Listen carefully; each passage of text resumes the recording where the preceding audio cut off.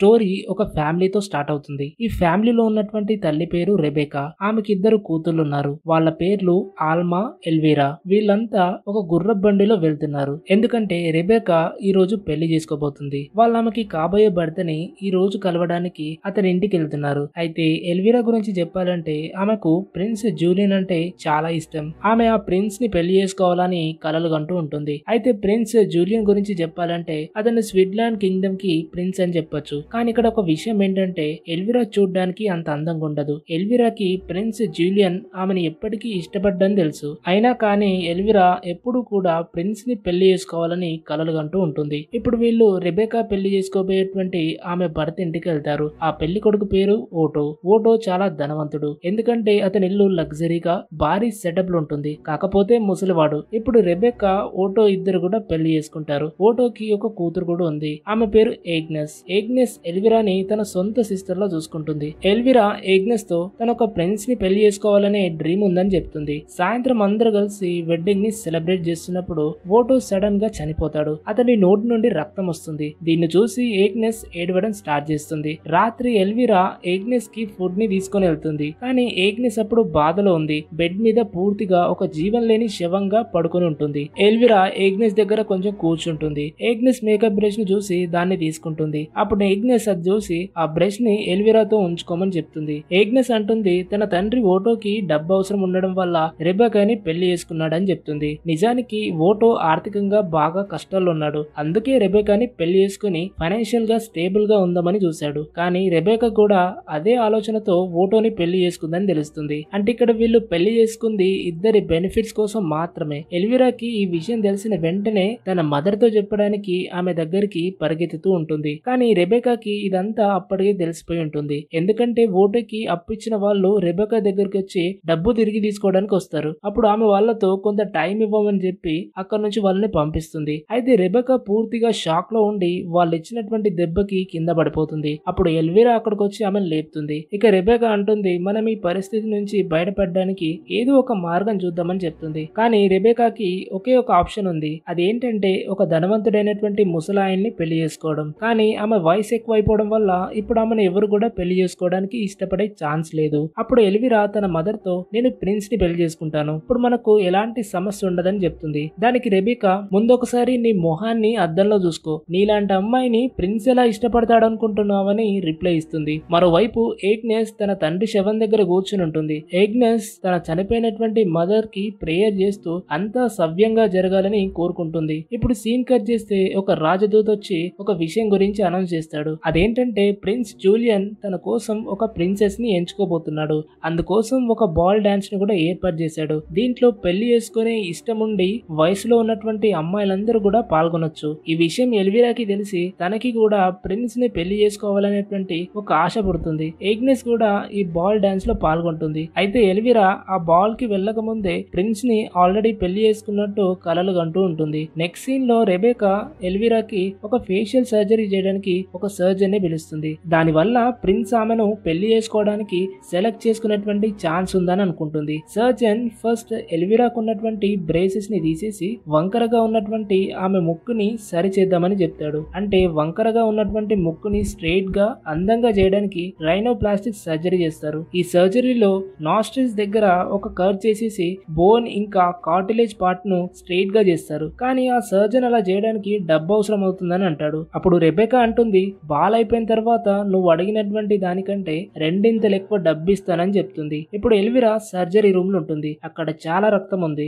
దాన్ని చూసి ఆమె భయపడుతుంది. సర్జన్ ఫస్ట్ ఆమె బ్రేసెస్ ని తీసిస్తాడు. తర్వాత ఆమె ముక్కుని బ్రేక్ చేసి సర్జ్ చేస్తాడు. దీనివల్ల ఎల్విరాకి విపరీతమైనటువంటి నొప్పి వస్తుంది. ఆమె సిస్టర్ అయినటువంటి ఆల్మా ఈ సర్జరీని అలానే చూస్తూ ఉంటుంది. ఇప్పుడు మనకు ఒక డౌట్ రావచ్చు. ఆల్మా ఎల్విరా కంటే అందంగా ఉంటే మరి ఆల్మానే ఎందుకు బాల్ డాన్స్ కి వెళ్ళడం లేదనేటువంటి డౌట్ ఒకటి రావచ్చు. దీనికి ఆన్సర్ సింపుల్. ఎందుకంటే ఆల్మా ఇంకా ప్యూబర్టీకి రాలేదు, చిన్న పిల్ల అని చెప్పొచ్చు. అందుకే ఆమెకి అక్కడికి వెళ్ళడం ఇష్టం లేదు. ఇప్పుడు సీన్ కట్ చేస్తే ఎల్విరా బాల్ డాన్స్ కోసం రెడీ అవుతుంది. ఇక్కడ మిస్ సోఫీ అనేటువంటి పర్సన్ కొన్ని రూల్స్ ని చెప్తుంది. ఇక్కడున్న అమ్మాయిలో కొంతమందిని మాత్రమే బాల్ కి సెలెక్ట్ చేసుకుంటారు. అంతేకాదు ఈ సెలెక్షన్ అనేది డాన్స్ టీచర్ అయినటువంటి వన్య సెలెక్ట్ చేస్తుందని చెప్తుంది. వన్య అక్కడ ఉన్నటువంటి అమ్మాయిలందరికీ డాన్స్ నేర్పిస్తుంటుంది. ఎల్విరా లైన్ లో ముందుంటుంది. కానీ వన్య ఎల్విరాని వెనక్కి నెట్టేసి ఏగ్నెస్ ని లైన్ లో ముందు నిలబెడుతుంది. అంతేకాదు ఎల్విరాని లాస్ట్ లైన్ లో ఉన్నటువంటి అమ్మాయిల వరుసలోకి పంపించేస్తుంది. ఇంటికి వచ్చిన తర్వాత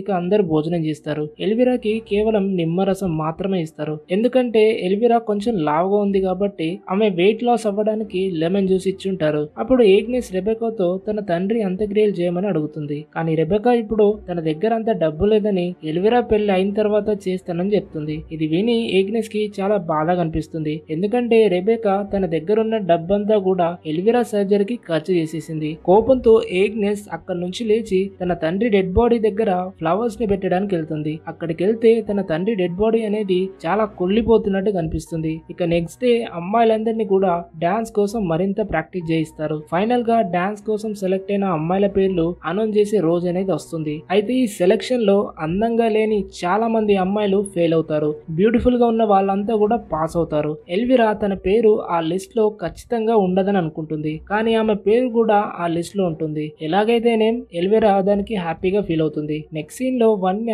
ఒక డాన్స్ స్టెప్ ను చేసి చూపిస్తుంది. ఈ స్టెప్ ని ఎవరు చేయగలరని అడుగుతుంది. అప్పుడు అందరు కూడా హ్యాండ్స్ ని పైకి రేజ్ చేస్తారు. అప్పుడు వన్య ఎల్విరాని పిలుస్తుంది. ఎల్విరా బానే డాన్స్ చేస్తుంది. కానీ వన్య ఆమె మొహం చూసి ఎగతాళి చేస్తుంది. నువ్వు ఇక్కడ ఉండడానికి అర్హత లేదు. మీ అమ్మ డబ్బు ఇచ్చింది కాబట్టి నీ పేరు ఈ లిస్ట్ లో ఉందని చెప్పి ఎల్విరాని వెనక్కి పంపేసి ఏగ్నెస్ ని ముందుకు పిలుస్తుంది. దీంతో ఎల్విరా చాలా హర్ట్ అవుతుంది. అయితే ఇలాంటి లంచాలు అప్పటి కాలం నుంచే ఎంచక్కా జరుగుతున్నాయని మనకు అర్థమవుతుంది. ఇప్పుడు మరో సీన్ లో ఎల్విరా మిస్ సోఫీని మీట్ అవుతుంది. సోఫీ ఎల్విరాని బాగా ఎంకరేజ్ చేస్తూ నువ్వు మిగతా వాళ్ళకంటే బెటర్ అని చెప్తుంది. కానీ ఎల్విరా అంటుంది నాలాగా లావుగా ఉన్న అమ్మాయిని ప్రిన్స్ ఎప్పటికీ కోరుకోడని రిప్లై ఇస్తుంది. అప్పుడు సోఫీ ఆమె ముక్కు మీద ఉన్నటువంటి బ్యాండేజ్ ను తీసేసి నువ్వు అందంగా ఉన్నావని చెప్తూ ఆమెకి ఏదో ఒక వస్తువు ఇస్తుంది. ఎల్విరా దాన్ని తీసుకుంటుంది. ఇక నెక్స్ట్ సీన్ లో ఎల్విరా ఆల్మా ఇద్దరు ఒక దగ్గర ఉన్నప్పుడు ఎల్విరా ఆ వస్తువును ఆల్మాకి చూపిస్తుంది. కానీ ఈ విషయం గురించి ఎవరికీ చెప్పొద్దని తన దగ్గర ప్రామిస్ తీసుకుంటుంది. ఆ వస్తువు ఏంటంటే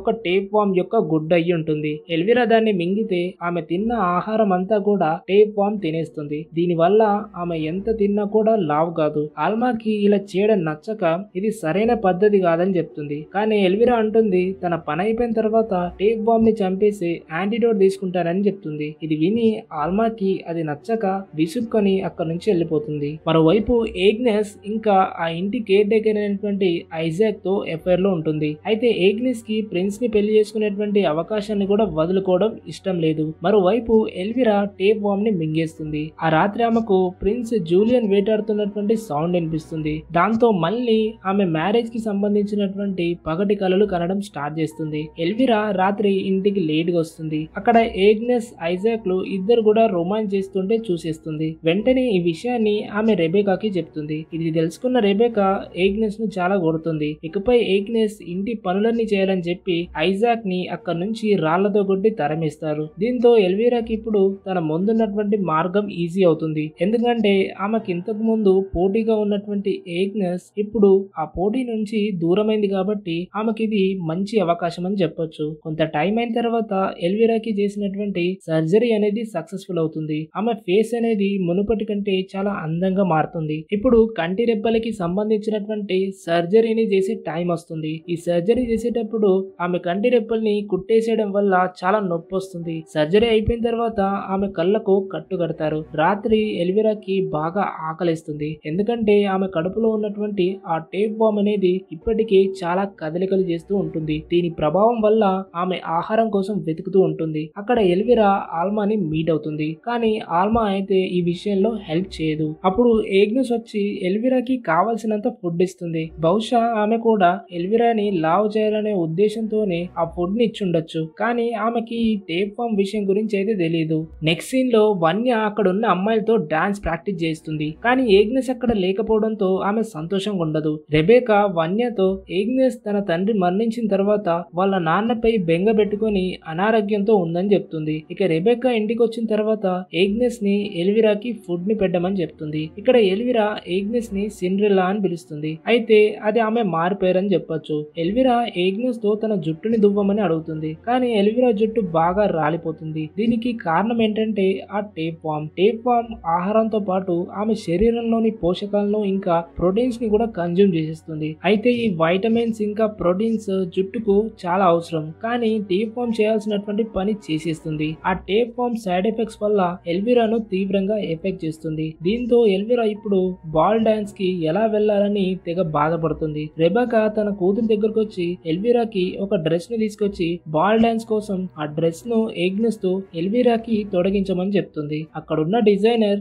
ఏగ్నెస్ అందం చూసి హరాస్ చేస్తుంటే అప్పుడు ఏగ్నెస్ ఆ డిజైనర్ ఫేస్ పై ఇంకా నేలపై ఉమ్మేసేస్తుంది. రెబెకా ఏగ్నెస్ ని ఒక జంతువులా చూస్తుంది. ఎందుకంటే వాళ్ళ నాన్న ఓటో తను ఒక రిచ్ పర్సన్ అని అబద్ధం చెప్పాడు కాబట్టి ఆ కోపం అంతా కూడా ఏగ్నెస్ పై చూపిస్తూ ఆమెని బ్యాడ్ గా ట్రీట్ చేస్తూ ఉంటుంది. ఇక ఎల్విరాని తయారు చేస్తున్న టైంలో ఆమె జుట్టు రాలడం గమనించి ఆమెకు ఒక విగ్ ని పెట్టిస్తారు. ఎందుకంటే బాల్ ఈ రోజు ఉంది కాబట్టి ఆమె తనకు ఉన్నటువంటి ఈ లూజ్ హెయిర్ తో అయితే అస్సలు వెళ్ళలేదు. ఇప్పుడు మరోవైపు ఏగ్నెస్ తన ట్రంక్ నుండి ఒక డ్రెస్ తీస్తుంది. ఎందుకంటే ఆమె కూడా బాల్ కి వెళ్లాలనుకుంటుంది. కానీ ఎల్విరా ఆమె దగ్గరకు వచ్చి ఆ డ్రెస్ ని చించేసి ఏగ్నెస్ ని అక్కడికి వెళ్లకుండా చేస్తుంది. ఏగ్నెస్ అది చూసి బాగా హర్ట్ అవుతుంది.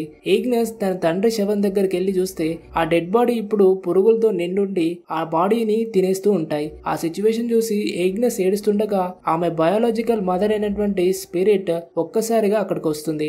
ఆమె తన కూతురుతో నువ్వు బాల్ కి తప్పకుండా వెళ్తావని చెప్తుంది. ఆ మదర్ స్పిరిట్ కొంత మ్యాజిక్ చేస్తుంది. దీంతో అక్కడ ఉన్నటువంటి పురుగులు ఏగ్నెస్ డ్రెస్ ని ఆటోమేటిక్ గా సరి చేస్తాయి. దీంతో పాటు ఆమెకు తన మదర్ ఒక జత మ్యాజికల్ షూస్ ని కూడా ఇస్తుంది. ఏగ్నెస్ మదర్ తన కూతురుతో నువ్వు ఇక్కడికి ఎగ్జాక్ట్ గా 12 గంటల లోపు తిరిగి రావాలి, లేకపోతే నిన్ను బాల్ డాన్స్ దగ్గరికి తీసుకెళ్లేటువంటి గుర్ర బండి ఒక గుమ్మడికాయలా మారిపోతుందని చెప్తుంది. ఏగ్నెస్ మాస్క్ ధరించి బాల్ డాన్స్ కి వెళ్తుంది కాబట్టి ఎవరు కూడా ఆమెను అక్కడ గుర్తించడానికి ఛాన్స్ లేదు.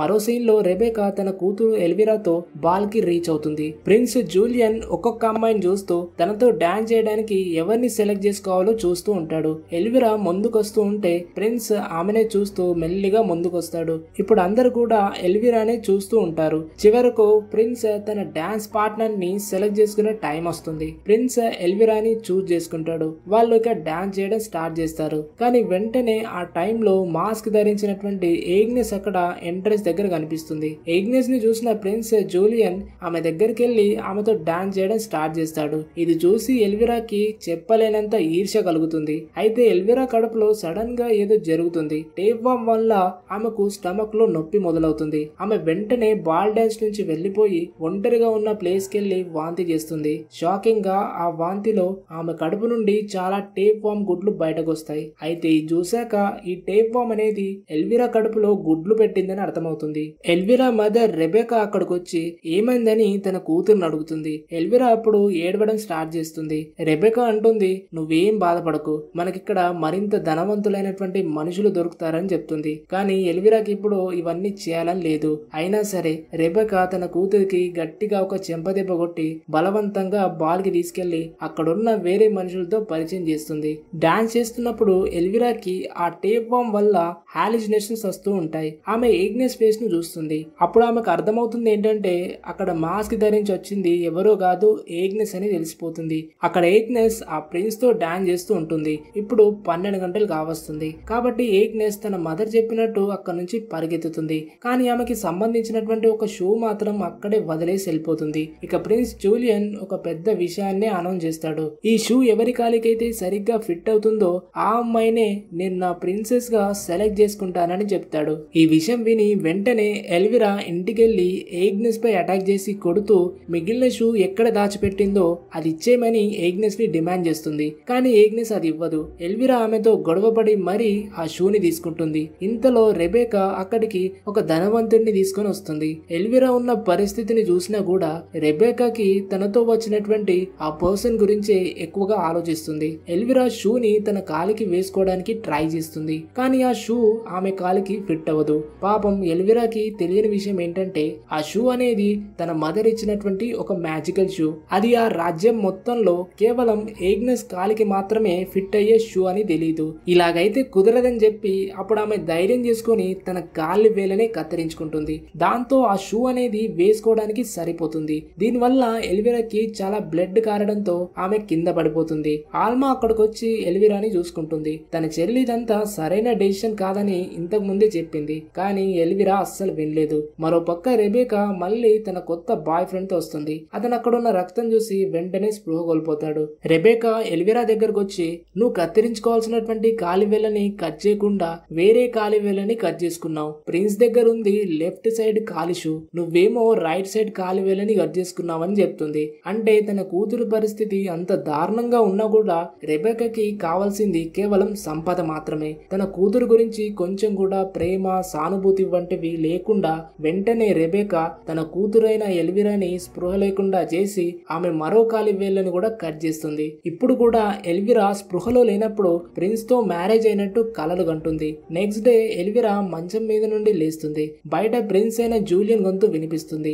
ఆమె కష్టపడి బయటకు తన్ని తాను తోసుకుంటూ ముందుకెళ్తుంది. ఆమె సిచ్యువేషన్ ఇప్పుడు ఏం బాలేదు, పళ్ళు ఊడిపోయి ఉంటాయి. ఆమె ఎంట్రన్స్ దగ్గరికి రీచ్ అయ్యి ఏగ్నెస్ ని చూస్తుంది. ఏగ్నెస్ ఎల్విరాని చూసి వెంటనే ప్రిన్స్ దగ్గరికి వెళ్తుంది. షూ ఆమె కాలికి సరిగ్గా సరిపోతుంది. ప్రిన్స్ జూలియన్ ఏగ్నెస్ ను తన ప్రిన్సెస్ గా సెలెక్ట్ చేసుకుంటాడు. దీంతో ఎల్విరాకు ఉన్నటువంటి డ్రీమ్స్ అన్ని కూడా ఒక్కసారిగా బద్దలైపోతాయి. ఆల్మా ఎల్విరా దగ్గరకు వచ్చి ఆమెకు యాంటీడోట్ ఇస్తుంది. దీంతో ఆమె కడుపు నుండి టేప్ వామ్లు అన్ని కూడా బయటకు వస్తాయి. ఇక ఆల్మా ఎల్విరా ఇద్దరు కూడా ఇంటిని వదిలి వెళ్ళిపోతారు. ఎందుకంటే వాళ్ళ మదర్ రెబెకా ఒక ఆశాజీవి. ఆమెకి తన కూతుళ్ళ లైఫ్ కంటే డబ్బు మీదే ఆసక్తి ఎక్కువ. రెబెకా తన కొత్త బాయ్ ఫ్రెండ్ తో రొమాన్స్ లో ఉండి బాగా బిజీగా ఉంటుంది. ఎల్విరా ఆల్మా ఇక సాధారణ జీవితాన్ని గడపడానికి అక్కడి నుంచి వెళ్లిపోతారు. ఫైనల్ గా ప్రిన్స్ జూలియన్ ఇంకా ఏగ్నెస్ లు ఇద్దరు కలిసి ఉంటారు. అంటే సిండ్రెల్లా తన ప్రిన్స్ ని సాధించేసింది. కానీ ఇక్కడ ఒక ట్విస్ట్ ఉంది. ఎండ్ క్రెడిట్ సీన్ లో ఓటో శవం కుళ్ళిపోతున్నట్టు చూపిస్తారు. అది ఏగ్నెస్ యొక్క తండ్రి శవం. ఏగన్స్ కి అష్టైశ్వర్యాలు లభించిన తర్వాత ఏకంగా తన తండ్రిని మర్చిపోయింది. ఫస్ట్ ఆమె తన తండ్రి యొక్క అంత్యక్రియలు చేయడానికి తన స్టెప్ మదర్ అయినటువంటి రెబెకా దగ్గర డబ్బు అడిగింది. ఆమె ఇవ్వకపోతే చాలా ఏడిచింది. కానీ ఫైనల్ గా ఆ శవానికి ఎటువంటి అంత్యక్రియలు చేయకుండానే అలాగే కుళ్ళిపోతుంది. సో ఇక్కడితో మూవీ ఎండ్ అవుతుంది. ఇది the ugly step sister movie story. ఈ మూవీలో మంచి మెసేజ్ ఉంది. మనం శారీరకంగా ఎలా ఉన్నామో అలానే పర్ఫెక్ట్ ఉన్నాం. ఎవరి కోసమో మనల్ని మనం మార్చుకోవాల్సిన అవసరం లేదు. మన ముందున్న వ్యక్తి నిజాయితీగా ఉంటే మనల్ని మనం ఎలా ఉన్నా సరే డెఫినెట్ గా ఎదుటి వ్యక్తి మనల్ని యాక్సెప్ట్ చేస్తాడు. దీనికి టైం పట్టొచ్చు, కానీ అది జరిగినప్పుడు లైఫ్ అనేది బ్యూటిఫుల్ గా ఉంటుంది. ఇక్కడ ఇంకో విషయం ఏంటంటే ఆశ గురించి ఉంది. ఎల్విరా ప్రిన్స్ ని సాధించాలనేటువంటి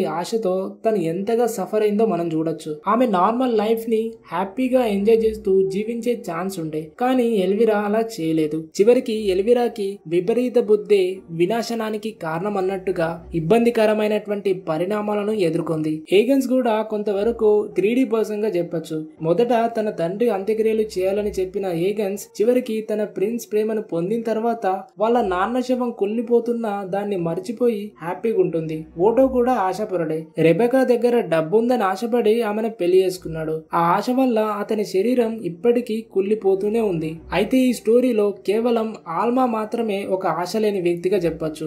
ఆమె తన సిస్టర్ ను నిజంగా ప్రేమించింది. ఫైనల్ గా వాళ్ళిద్దరూ ఒక సాధారణ జీవితం గడపడానికి అక్కడి నుంచి వెళ్లిపోయి ఉంటారు. రెబెకా మాత్రం ఒక true selfish and cunning person గా మిగిలిపోయింది. ఐ హోప్ ఈ మూవీ మీకు నచ్చింది అనుకుంటా. నచ్చితే లైక్ చేయండి అండ్ షేర్ చేయండి. మీరు గనక ఛానల్ ని వీడియోని మొదటిసారి చూస్తే ఖచ్చితంగా సబ్స్క్రైబ్ చేసుకోండి. ఇంతవరకు ఎవరైనా సబ్స్క్రైబ్ చేసుకోకపోతే సబ్స్క్రైబ్ బటన్ ని ప్రెస్ చేయండి. మరో వీడియోలో కలుద్దాం. అంతవరకు have a good day. Bye bye. Take care.